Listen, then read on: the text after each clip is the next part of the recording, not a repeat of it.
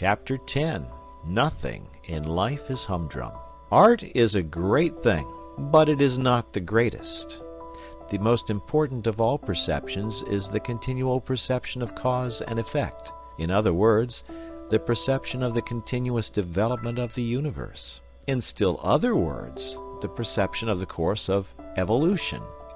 When one has thoroughly got imbued into one's head the leading truth that nothing happens without a cause, one grows not only large-minded, but large-hearted. It is hard to have one's watch stolen, but one reflects that the thief of the watch became a thief from causes of heredity and environment, which are as interesting as they are scientifically comprehensible. And one buys another watch, if not with joy, at any rate with a philosophy that makes bitterness impossible. One loses, in the study of cause and effect, that absurd air which so many people have of being always shocked and pained by the curiousness of life. Such people live amid human nature as if human nature were a foreign country full of awful foreign customs. But, having reached maturity, one ought surely to be ashamed of being a stranger in a strange land. The study of cause and effect, while it lessens the painfulness of life, adds to life's picturesqueness. The man to whom evolution is but a name looks at the sea as a grandiose, monotonous spectacle, which he can witness in August for 3 shillings, third-class return. The man who is imbued with the idea of development, of continuous cause and effect, perceives in the sea an element which in the day before yesterday of geology was vapor, which yesterday was boiling, and which tomorrow will inevitably be ice. He perceives that a liquid is merely something on its way to be solid, and he is penetrated by a sense of the tremendous, changeful picturesqueness of life.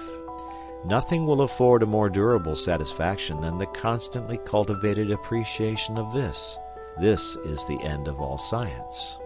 Cause and effect are to be found everywhere. Rents went up in Shepherd's Bush. It was painful and shocking that rents should go up in Shepherd's Bush, but to a certain point we are all scientific students of cause and effect, and there was not a clerk lunching at a Lyons restaurant who did not scientifically put 2 and 2 together and see in the once 2-penny tube the cause of an excessive demand for wigwams in Shepherd's Bush, and in the excessive demand for wigwams the cause of the increase in the price of wigwams. Simple, you say disdainfully. Everything, the whole complex movement of the universe, is as simple as that, when you can sufficiently put 2 and 2 together. And, my dear sir, perhaps you happen to be an estate agent's clerk, and you hate the arts, and you want to foster your immortal soul, and you can't be interested in your business because it's so humdrum. Nothing is humdrum. The tremendous, changeful picturesqueness of life is marvelously shown in an estate agent's office. What? There was a block of traffic in Oxford Street. To avoid the block, people actually began to travel under the cellars and drains, and the result was a rise of rents in Shepherd's Bush. And you say that isn't picturesque? Suppose you were to study, in this spirit, the property question in London for an hour and a half every other evening. Would it not give zest to your business and transform your whole life? You would arrive at more difficult problems, and you would be able to tell us why, as the natural result of cause and effect, the longest straight street in London is about a yard and a half in length, while the longest absolutely straight street in Paris extends for miles. I think you will admit that in an estate agent's clerk I have not chosen an example that specially favors my theories. You are a bank clerk, and you have not read that breathless romance, disguised as a scientific study, Walter Bagehot's Lombard Street?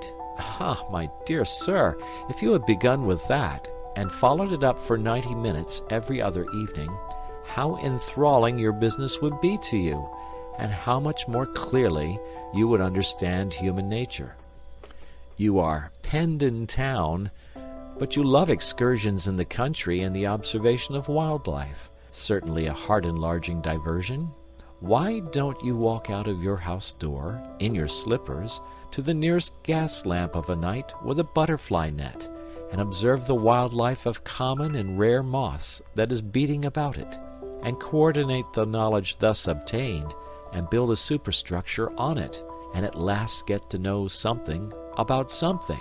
You need not be devoted to the arts, not to literature, in order to live fully. The whole field of daily habit and scene is waiting to satisfy that curiosity which means life, and the satisfaction of which means an understanding heart. I promised to deal with your case, O man who hates art and literature, and I have dealt with it.